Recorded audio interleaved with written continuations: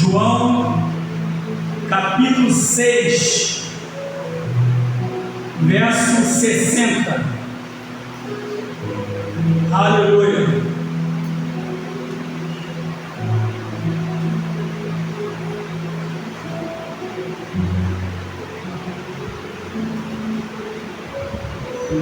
Diz assim a palavra de Deus: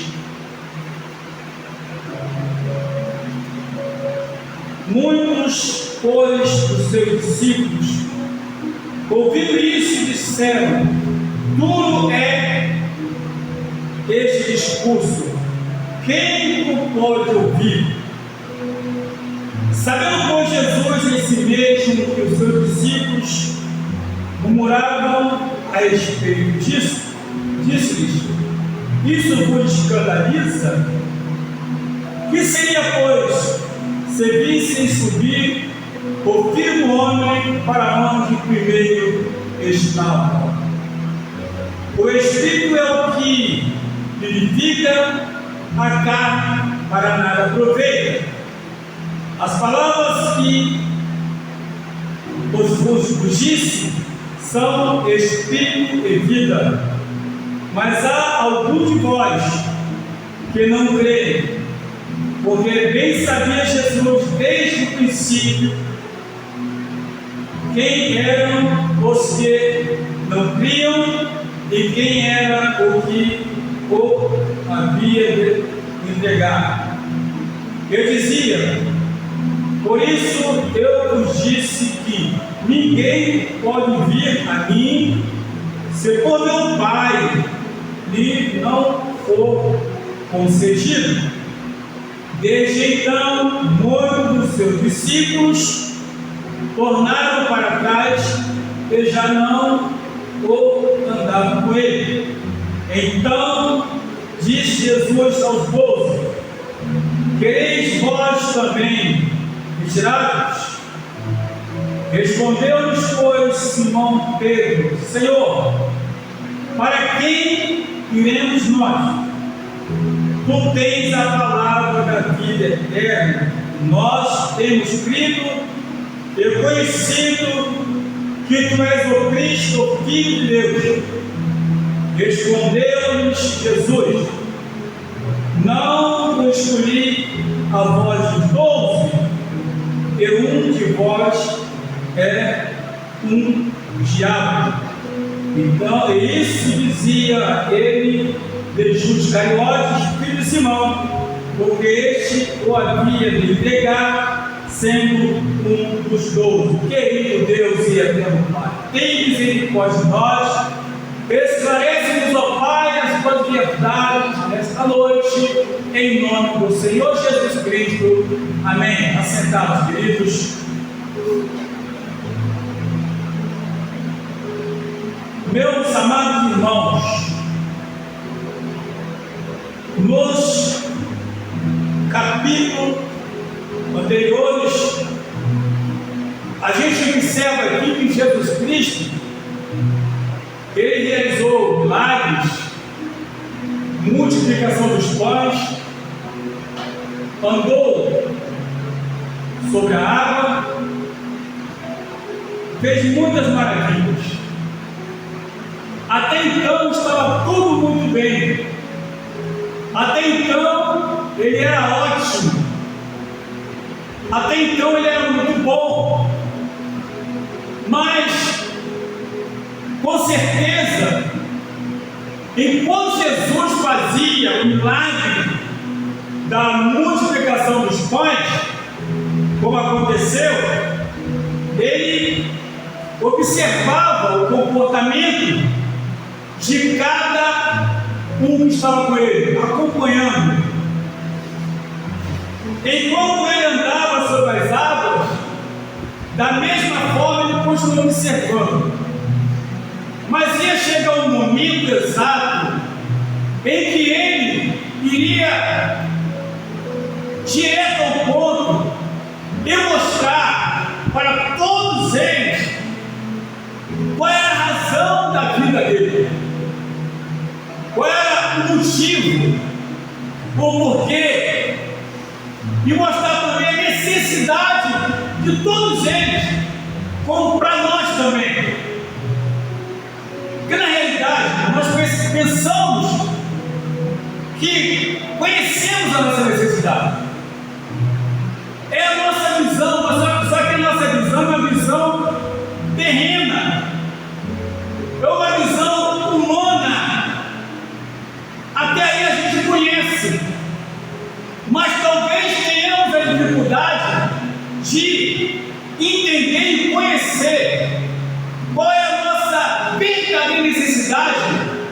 É o mundo que nós vivemos, como todos podem ver os acontecimentos, e não levando em consideração os que nasceram com esse evangelho, talvez não tenha conhecido as coisas deste mundo, mas principalmente as pessoas que não nasceram e que vieram em situações complicadas, vexatórias, terríveis, ou seja, que viviam à margem da sociedade, eram vistas como escória da sociedade, pelas coisas que faziam, pelas coisas que aprontavam, como andavam. E a gente sabe disso porque a gente também vê o que acontece com algumas pessoas e o que aconteceu conosco também. E hoje a gente tem que avaliar a seguinte situação: quando você fala para uma pessoa, olha, para você melhorar de vida, você precisa ir para a igreja. Olha, se você quiser que Deus te abençoe, você precisa ir para a igreja. Ou se você quer ser curado, você tem que ir para a igreja. Infelizmente isso acontece. Ou então tem o outro lado da moeda, em que alguém chega e diz: olha, se você for na igreja, Deus vai abrir as portas para você, porque lá quando os irmãos oram, os obreiros oram, Deus abre. Ou também, se você for para a igreja que eu estou, lá você vai ver, Deus vai te curar, porque Deus está lá, Deus está naquele local, como se Deus estivesse preso à denominação. Deus não é preso a nada, Deus não é preso a ninguém. É bem verdade que a abertura de uma porta de emprego é de sumar importância para as pessoas terem que vestir, terem que comer. É bem verdade que uma cura física é importante, que ninguém suporta viver com dor, porque ninguém é masoquista, ninguém pode sofrer. É importante. E assim também imaginava os que estavam com Jesus Cristo, que para eles Jesus era bom enquanto multiplicava pães e saciava a fome deles. Para eles Jesus era bom quando limpava leprosos, quando abria a vista aos cegos. Para Jesus era bom quando na verdade libertava. Então estava tudo bem. Aí valia a pena andar com Jesus Cristo. Era muito bom andar com Jesus. Eu posso imaginar quantas pessoas no passado talvez dissessem: está indo para onde, fulano? Eu estou pensando em ir tal lugar agora. Rapaz, não perca tempo não, Jesus está indo para lugar, vamos lá. Vamos lá. Quantos talvez tenham convidado uns aos outros para poder acompanhar Jesus, mas pelo que ele fazia no momento, pela multiplicação dos pães, pela cura dos enfermos, abertura de vista aos cegos.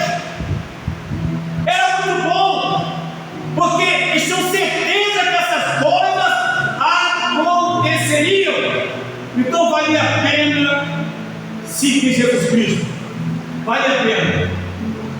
Chegou o momento em que Jesus, ao observar a intenção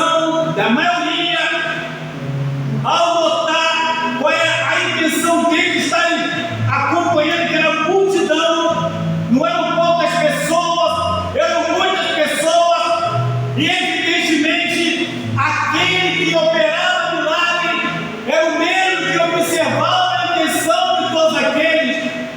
E chegou o momento que ele começou a se apresentar, diz a Bíblia Sagrada, quando ele disse, exatamente, eu sou o pão que desceu do céu, se alguém comer esse pão, viverá para sempre, e o pão que eu te der é a minha carne, que eu darei pela vida do mundo, a minha carne, o meu sofrimento, tudo isso, diz a Bíblia Sagrada. E aí ficaram disputando entre eles. Eu estou lendo aqui agora no versículo 52. Disputavam, pois, os judeus entre si, dizendo: como pode dar este a sua carne a comer? Ou que história é essa? Como assim? Aí Jesus vai dizer: na verdade, vos digo que se não comerdes a carne do Filho do Homem e não beberdes o seu sangue, não tereis vida em vós mesmos. Aqui ele fala de comunhão com ele. Aqui ele aponta para a Santa Ceia do Senhor. E ele começa a trazer essa mensagem, diz: quem come da minha carne e bebe do meu sangue tem a vida eterna, e eu o ressuscitarei no último dia, porque a minha carne verdadeiramente é comida e meu sangue verdadeiramente é bebida.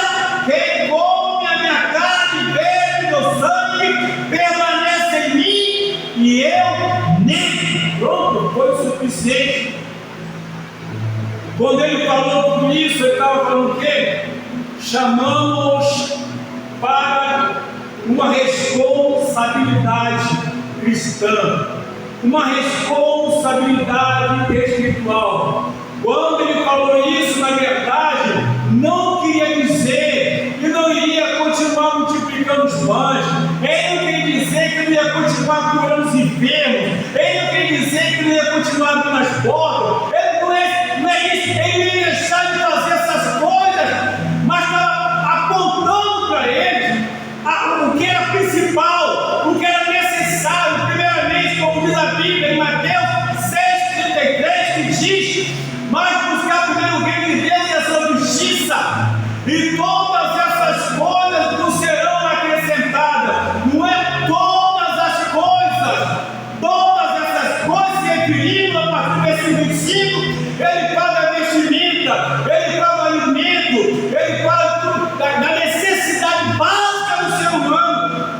Ele não ia deixar de fazer um desses milagres, mas acontece que ele estava chamando a atenção exatamente dele para a vida espiritual e para a comunhão com ele, ou seja, não é estar com ele só no momento das coisas, quando vão bem, ou quando precisam de alguma coisa, quando necessitam de uma cura, quando necessitam de um milagre, quando necessitam de uma porta aberta. É isso que ele quer dizer, e a visão deles era essa: estar com Jesus só para receber bênção de vitória, mas não estava ligado que estar com Jesus é muito mais que alimento físico, é muito mais que abertura de porta de emprego ou de cura física, é muito mais que isso. Estar com Jesus chama-se comunhão. Se vós estiveres em mim, se a minha palavra estiver em vós, pedirei tudo que quiserem que você feito. Veja bem, antes de pedir qualquer coisa a Ele, tem que estar nele e a palavra dele está em nós. Mas infelizmente, o que a gente vive hoje? A gente vive hoje um contrassenso terrível. O que é um contrassenso? É tudo que se diz que vai contra a lógica divina, biblicamente falando. Isso chama-se contrassenso. É quando falta, às vezes, nas pessoas o entendimento da sua verdadeira necessidade, que chama-se libertação espiritual. Como disse e volto a dizer, Jesus não deixa multiplicar os pães. Jesus não deixa de abrir a vista ao céu. Jesus não deixa de limpar leprosos. Jesus não deixa de abrir a porta do emprego. Não, Jesus não deixa de fazer isso. Ele continua fazendo e trabalhando. Porque para ele é bom fazer isso. Ele gosta de fazer isso. Tem vontade de fazer isso. Mas a questão toda, irmãos, a tristeza da verdade é a visão deturpada que se tem em relação a milagre e vida eterna. E Jesus, quando começa a falar aqui, ele fala de comunhão e vida eterna com ele. Comunhão com ele. Mas depois que ele fez esse discurso, depois de todo milagre, a Bíblia nos fala que os discípulos, ouvindo isso, disseram: duro é esse discurso, quem não pode ouvir? Pois é, eu, com todo respeito a qualquer pessoa, eu sou capaz de lançar um desafio, biblicamente falando. Se alguém que apresenta Jesus Cristo somente como um Senhor, um Deus, que só efetua milagres, procura mudar um pouquinho a chave. Eu desafio a fazer isso. Mude a chave. Pelo menos no culto da semana. Uma semana de culto. Muda a chave. Começa a trabalhar no sentido de trazer a igreja a ter responsabilidade com a sua própria alma. Porque isso é a responsabilidade de toda a liderança. A liderança não deixa de orar para Jesus curar. A liderança não deixa de orar para Jesus abrir a porta. Não deixa. Mas mudemos a chave para o tempo e começar a fazer realmente o que Jesus falou. Quando a Bíblia nos fala em Atos capítulo 1, versículo 8: e recebereis a virtude do Espírito Santo, e sereis testemunha, tanto em Jerusalém, como na Judeia, Samaria, até os confins da terra. Você sereis testemunha. Eu falo acerca da obra vicária. Olha, nós andamos com Jesus Cristo. Nós vimos todos os milagres que ele executou. Mas o principal objetivo é libertá-los dessa escravidão espiritual. E isso acontece testemunhar. Nós fomos libertos. Nós também não entendíamos. E agora entendemos. E essa mensagem, como Paulo falou quando chegou no aeródromo de Atenas, quando ele olhou, aleluia, na cidade, vários altares, ele começou a ficar por dentro mal. E ele viu que dentro dos altares estava lá um altar escrito ao Deus desconhecido. Quando ele olhou aquele altar, Deus no momento deu sabedoria para ele, dizendo: tenho percebido, varões, que vocês são muito religiosos, mas eu quero falar sobre o Deus desconhecido. Pronto! Foi fatal, porque ele chegou com uma mensagem de salvação, libertação. Ele não chegou derrubando o altar, não chegou derrubando imagem, não chegou fazendo nada disso. Ele aproveitou a oportunidade para anunciar o Evangelho. É isso que a igreja precisa fazer, sem desmerecer. Muda a chave para ver o que acontece. Posso dizer para os irmãos, sem medo de errar, se mudar a chave, sabe o que vai acontecer? A igreja vai esvaziar. O exemplo está aqui. O exemplo está aqui, onde acabamos de ler. Foi só Jesus nos achar, sair da questão material, que hoje a gente fica assim. Hoje Deus vai te dar. Olha Deus batendo na tua porta. Dá vontade de você falar: peraí que eu vou abrir a porta. Quero ver. Hoje a bênção vai chegar. Hoje a vitória vai chegar. É só isso.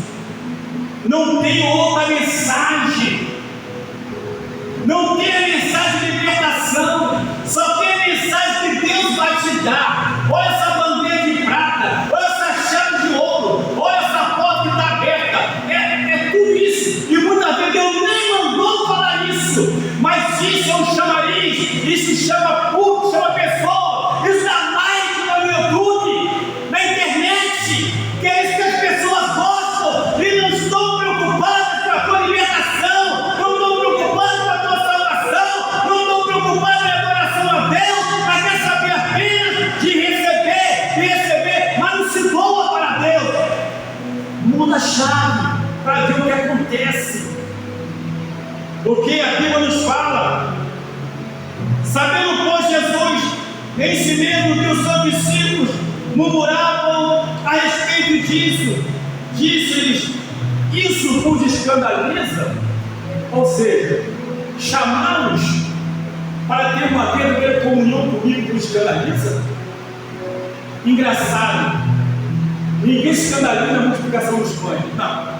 Ninguém se escandaliza pelo atrasado. Não se escandaliza. Ninguém se escandaliza como o leproso falido. Ninguém se escandaliza. Liga mais chamar vocês para uma responsabilidade espiritual para comigo. Chamá-los para ter, na verdade, comunhão comigo. Isso vos escandaliza. Volto a dizer, muda a chave para ver. Muda a chave para ver. Mas só muda a chave para ver o que acontece. Que seria, pois, se visses subir o filho do homem para onde primeiro estava? Foi o que aconteceu em Atos capítulo 1, versículo 9, 10 e 11. Quando Jesus foi levado, recebido nas nuvens, ficou ocultado e ficaram os seus discípulos olhando para o alto, quando de repente aparecem 2 anjos e diz: Varões de Galileu, por que estás olhando para o alto? Esse Jesus que veio subir, da mesma forma ele voltará.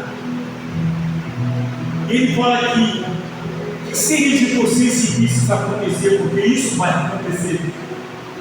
Isso vai acontecer. O que seria se eu chamar para ter comunhão comigo, ou seja, verdadeira comunhão comigo, vos escandaliza? Imagine quando vocês veem o Filho subir para onde veio.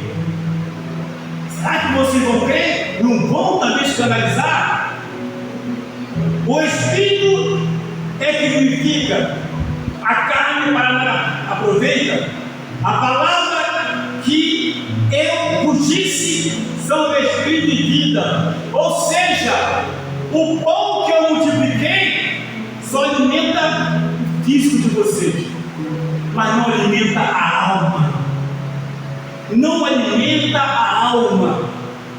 Mas a palavra que eu dou, essa sim, é para poder vivificar no Espírito, para restaurar vocês. A palavra que eu dou é para a restauração das nossas vidas. É para isso. O pão que vocês comeram é somente alimento físico. Para mais nada presta. Mas essa palavra que eu vos dou, essa sim, que vocês estão se escandalizando, essa para restauração espiritual, é o que vocês estão precisando, muito mais do que o pão, muito mais do que o milagre físico, muito mais que isso, que não adianta nada ser uma pessoa sadia fisicamente, mas ser doente espiritualmente. Numa pessoa, não adianta nada uma pessoa estar com a barriga cheia de pão, está vazia de Deus. Não adianta, irmão. Não podemos nos iludir. Olha o que está acontecendo por esse mundo. E a igreja, ela tem a responsabilidade disso. Ela precisa mostrar para o mundo o que é Deus, o que é Jesus, e como sair dessa miséria espiritual, dessa pobreza espiritual, sair dessa margem, ou seja, do afastamento de Deus, voltar para o Senhor, acabar com isso. E Jesus deixa claro aqui, ele deixa bem claro para ele, e eles ali ouvindo. Eu estou ouvindo Jesus falando, eles todos ouvindo, aquela multidão, Jesus ali dizendo para ele: olha, mas há algum de vós que não creem. Sabe quem são as pessoas que não creem?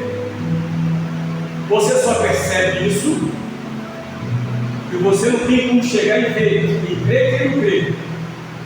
Mas é fácil perceber naquela multidão de pessoas, muda a chave, leva um mês pregando só sobre salvação e libertação. Pode ter certeza, vai cair o dízimo, vai cair as ofertas, vai cair tudo. Quando o líder olhar para a igreja, meu Deus do céu, gente, é só mudar a chave. Aí vai aparecer quem crê e quem não crê, vai aparecer quem é e quem não é. É só mudar a chave. É o desafio que nós temos, mudar a chave, para ver a verdade, para Deus operar realmente, porque a Bíblia que fala no Salmo 107, os que usam de engano não permanecerão na casa do Senhor. E tem muita gente chamada de engano, ou às vezes iludida, ou às vezes enganada, porque as pessoas não querem abrir os olhos, porque se abrir os olhos, acaba o dízimo, acaba a oferta, acaba a vontade, acaba o dinheiro, aí eu quero ver. Porque hoje o negócio é dinheiro, é dízimo, é oferta, o negócio hoje é, sabe o quê? É nome, é like na internet, é visualizações, é showbiz, é gosta, tudo isso é que é moda hoje. Enquanto isso, a palavra fica fechada em cima dos púlpitos, não funciona como deveriam funcionar, porque todos conhecem João 32, e conhecereis a verdade vos libertará. E quando a palavra é entregue, a Bíblia nos fala na palavra de Deus em João 8,36: se pois o Filho do Homem libertar, verdadeiramente seis livre. É só mudar a chave.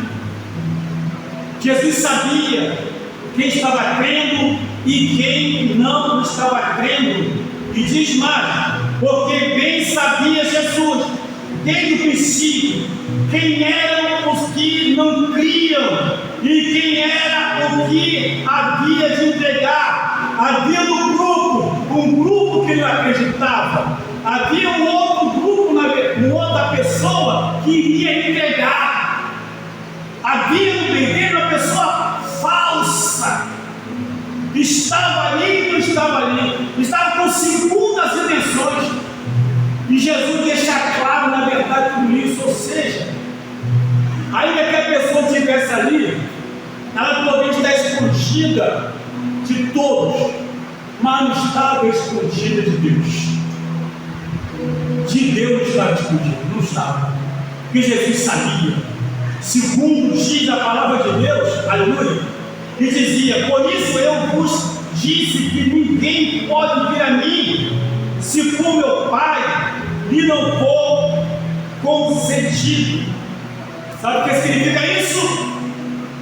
Significa que logo em seguida você vai perceber na verdade, na Bíblia, que muitos deles voltaram atrás. Muitos voltaram atrás.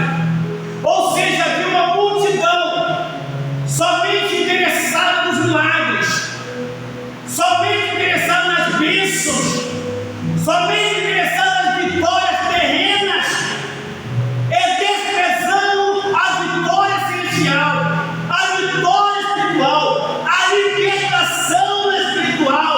E diz a Bíblia Sagrada, aleluia, porque isso nos diz, olha, porque isso eu vos disse, sabe por quê? Que ninguém pode ver a mim se por meu Pai não lhe for concedido. Desde então, muitos de seus discípulos tornaram para trás e já não andavam com ele. Foi só isso que Jesus mudou a chave. Mudou a chave. Aí apareceu quem era e quem não era. Quer saber hoje quem é crente e quem não é? Muda a chave. A questão é ter coragem para poder tomar uma decisão. Muda a chave. Fala sobre salvação. Fala sobre libertação. Eu não estou falando culto de libertação. Eu estou falando de libertação pela palavra. Não estou falando aqui de expulsar demônios. Não é isso não. Isso não é libertação. Isso é tirar um empecilho que atrapalha. A libertação é pela palavra de Deus. É a libertação diária. É a libertação todo dia. É a libertação toda hora, todo momento, todo instante. É a libertação que eu e você todos estão precisando. E só vem pelo conhecimento da palavra de Deus a aplicabilidade em nossas vidas. Fora isso, não tem jeito. Não conheço o tipo de libertação. Não adianta expulsar o demônio aqui e ele entrar lá fora de novo. Ele entra de novo. Agora, segundo a Bíblia Sagrada, muitas das pessoas não suportaram a mensagem da libertação. Volto a dizer, muda a chave. A Bíblia que diz isso aqui, não quiseram mais andar com Jesus. Não quiseram mais. Com Jesus, observou, então disse Jesus aos 12. Aí ficaram os 12. Os 12. Que quereis? Vós, ou melhor, quereis vós também retirai-vos? Irmãos, Jesus não está mendigando glória, não está mendigando atenção. Jesus não mendiga nada de ninguém. Jesus não quer que ninguém sirva a Ele forçado. Não, Ele não quer isso. Ele lança essa pergunta, não é porque Ele não queria, não é porque, claro, não é porque Ele não queria, mas Ele deixa para nós e quer saber qual é a minha intenção, qual é a nossa intenção, qual é a intenção daqueles que dizem que servem a Deus, qual é a intenção daqueles que dizem que são cristãos, que se apresentam como cristãos. É isso. Ele chega para os 12 e fala: vocês também querem voltar? Quer acompanhar todos os que foram embora? Então disse, respondeu-lhes, pois, Simão Pedro: Senhor, para quem iremos nós? Tu tens a palavra da vida eterna, tu tens a palavra da libertação, e conhecereis a verdade vos libertará. Tu tens a palavra da salvação, a palavra da libertação, tu tens a palavra da vida eterna. Era isso, na verdade, que Jesus queria, que essa multidão que voltou entendesse qual era a atitude, qual era o procedimento, o que era necessário fazer, aceitar a palavra. Mas eles não aguentaram. Não aguentaram. Tem muita gente, infelizmente, enganada dentro da igreja, não especificamente aqui, eu digo no contexto geral. Tem muita gente que acha tudo é muito bonito. Dançar para lá, dançar para cá, pular no poder. Tudo é muito bonito, participar de campanha. Tudo é muito lindo, maravilha. Mas acontece, meus irmãos, E o problema é que as pessoas pensam que isso lhes garante a libertação sem receber a palavra da vida eterna. Se não tiver a palavra da vida eterna, como Pedro falou, não tem jeito. Ele diz: para quem iremos nós? Ou seja, a quem nós vamos acompanhar? Se é aqui que tem o alimento, se é aqui que está a libertação, a quem nós vamos acompanhar?